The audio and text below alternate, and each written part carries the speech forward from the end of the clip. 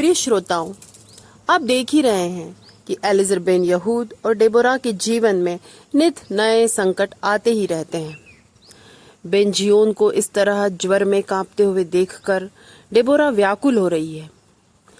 किसी तरह बेन यहूद ने उसे सांत्वना दी और कहा कि तुम अब जाओ, कुछ देर आराम करो, थोड़ा सा ज्वर ही है, प्रातः काल तक ठीक हो जाएगा। डेबोरा अपने कक्ष में चली गई। बेन यहूद बेन जियोन का सर सहलाते हुए वहीं बैठा हुआ था।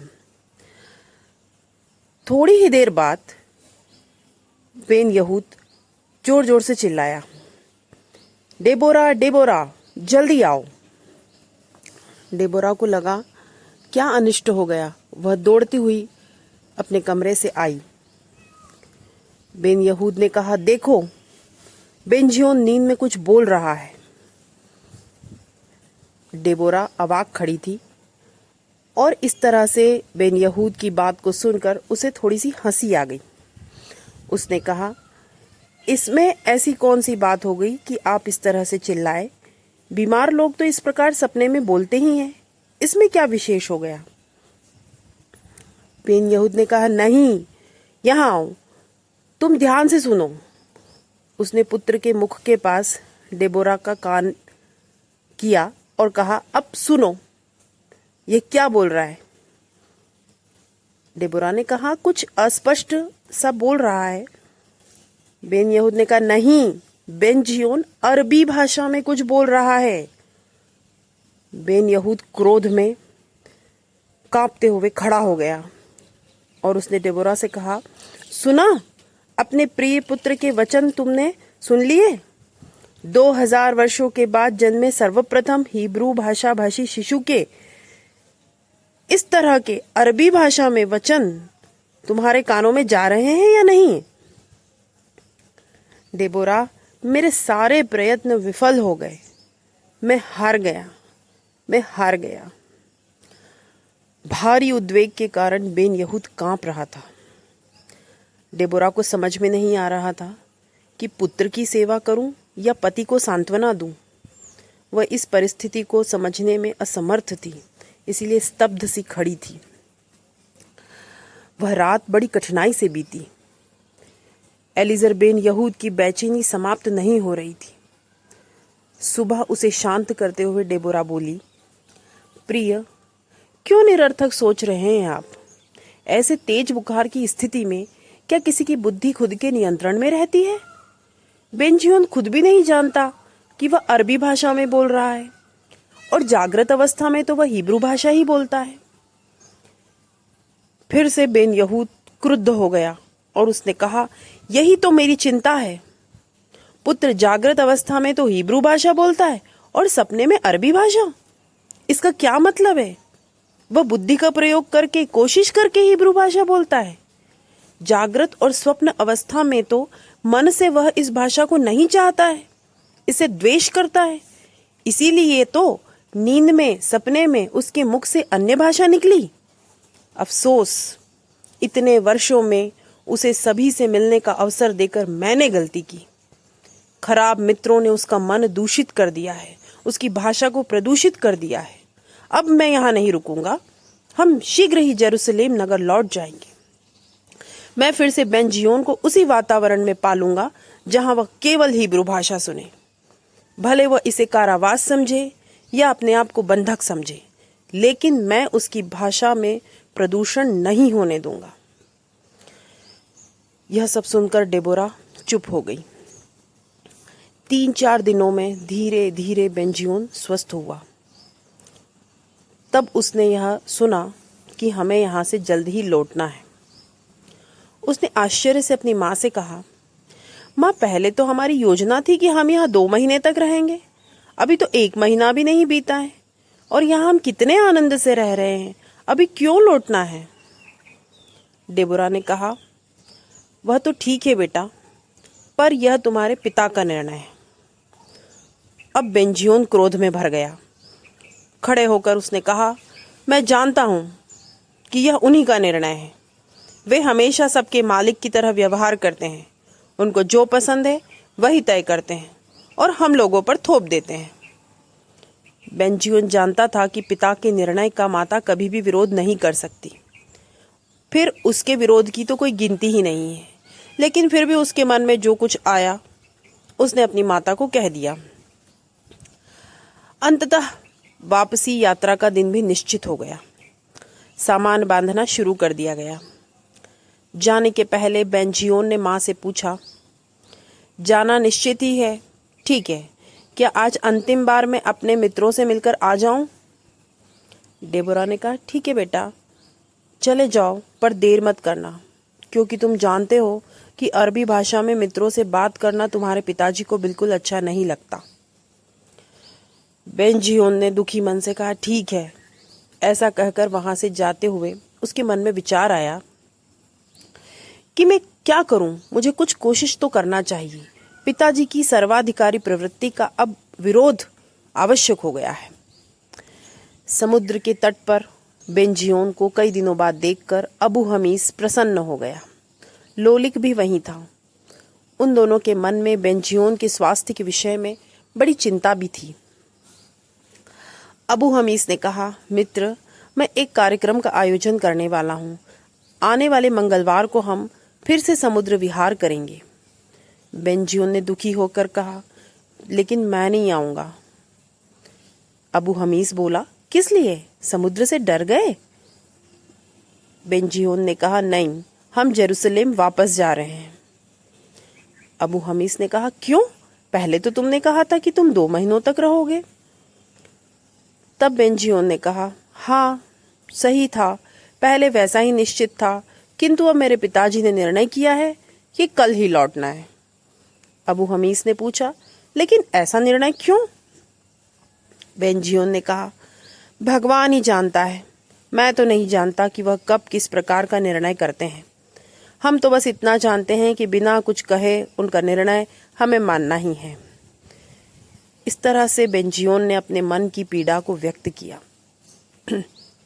उसकी बात सुनकर वहां बैठे कई सारे बच्चों में से एक बोला, अरे मेरे पिता कहते हैं कि तुम्हारे पिता बहुत विचित्र है।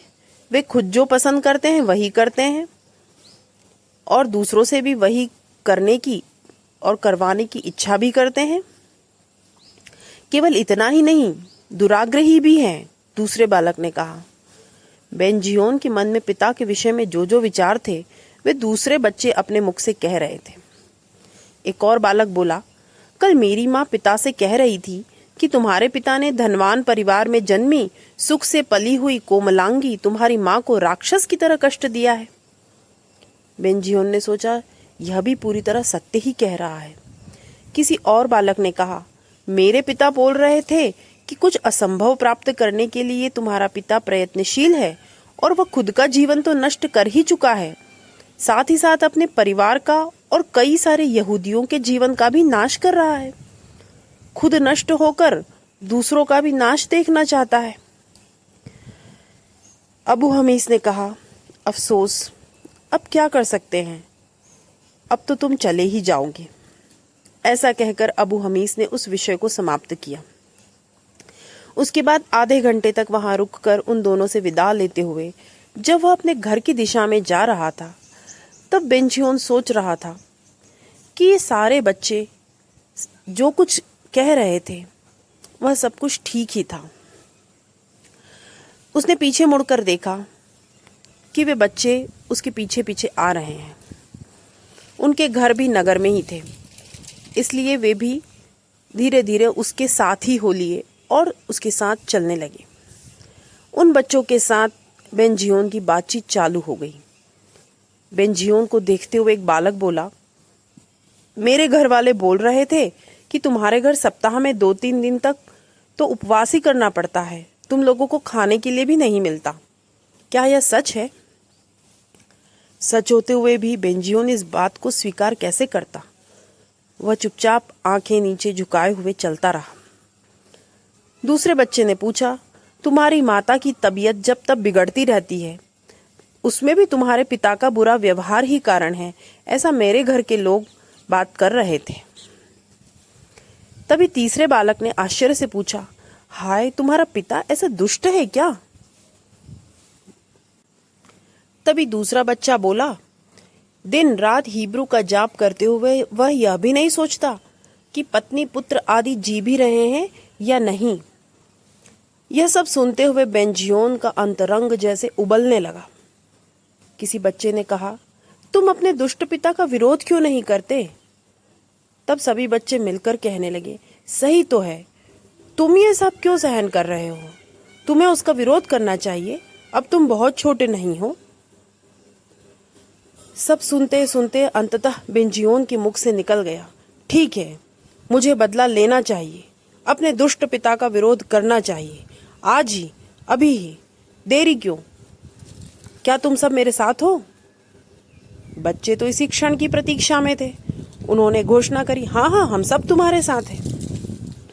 बेंजियोन की तुलना में 3-4 साल बड़े बच्चे भी वहां थे और उनकी तो ऐसे विषयों में बड़ी उत्सुकता थी। दूसरे ने कहा कि देखो, जब तुम्हारे पिता यहाँ से गुजरे, उनके जाने का रास्ता रोककर हम खड़े हो जाएंगे और दूर से पत्थर, अंडे इत्यादि उनके ऊपर फेंकेंगे। सबने कहा, हाँ हाँ ठीक है, वैसा ही करते हैं। आधे घंटे बाद मेरे पिता इसी रास्ते से आने वाले हैं, ऐसा बेंजियोन ने कहा। चलो तब तक तैयारी कर लें। जल्दी जल्दी वे सब लोग अपने अपने घरों से अंडे, सड़ी हुई सब्जियां, पत्थर आदि इकट्ठा करके ले आए। सबने अपनी जेबें पत्थरों से भर ली थी। तब तक शाम का समय हो गया। रास्ते में जहाँ थोड़ा अधिक अंधेरा था, वहाँ बच्चों की यह सेना खड़ी हो गई। एक उत्साही बालक पास के घर की छत पर चढ़कर वहीं से मार्ग को देखता हुआ बाकी सभी लोगों को निर्देश दे रहा था। कुछ देर बाद दूर से आता हुआ बेन यहूद उन्हें दिखाई दिया। एलिजर बेन यहूद हमेशा की तरह चिंता मग्न और कुछ सोचते हुए असावधानी से चला आ रहा था। छत पे खड़े उस बच्चे ने कहा, तैयार रहो, वह दुष्ट आ गया है। उसके संकेत को सभी बालकों ने समझ लिया। जैसे ही बेन यहूद पास में आया, उसने संकेत किया, शुरू करो। जल्दी ही बेन यहूद के ऊपर चारों दिशाओं से अंडों, सड़ी हुई सब्जियों और पत्थरों की बारिश होने लगी। वह कहने लगा, अरे अरे, यह क्या है? बच्चों, तुम ऐसा क्यों कर रहे हो? लेकिन बेन यहूद का यह प्रश्न मानो उसके कंठ में ही रह गया। बच्चों का शोरगुल सुनकर पास के घरों से भी लोग बाहर आ गए। अफसोस, उन घरों में रहने वाले अधिकांश लोग बेन यहूद के विरोधी ही थे। बेन यहूद को बच्चे सजा दे रहे थे। उसका पुत्र भी उस समूह में शामिल है, ऐसा सोचकर वे लोग बड़े प्रसन्न थे। वे मन ही मन सोच रहे थे कि अच्छा ही हुआ, जो नहीं करना चाहिए वह यदि कोई व्यक्ति करे तो उसको ऐसे ही परिणाम को भोगना होगा। तभी एक गृहस्थ बोला, अरे हिब्रू पुनरुद्धारक, हमारे नगर में तेरी सेवा की कोई आवश्यकता नहीं है, निकल जा यहाँ से। सभी गृहस्थ एक दूसरे के स्वर में स्वर मिलाने लगे। बच्चे बेन यहूद के चारों ओर नाचते हुए गीत गाने लगे, तू दुष्ट है, तू धूर्त है, तू मूर्ख है, निकल जा, निकल जा। और पत्थरों का फेंकना भी निरंतर चल ही रहा था। शीघ्र ही बेन यहूद की दृष्टि समूह के बीच में स्थित बेंजियोन के ऊपर पड़ी। आश्चर्य से उसकी आंखें फैल गईं और हृदय के किसी कोने में कुछ ध्वस्त होने की ध्वनि को उसने सुना।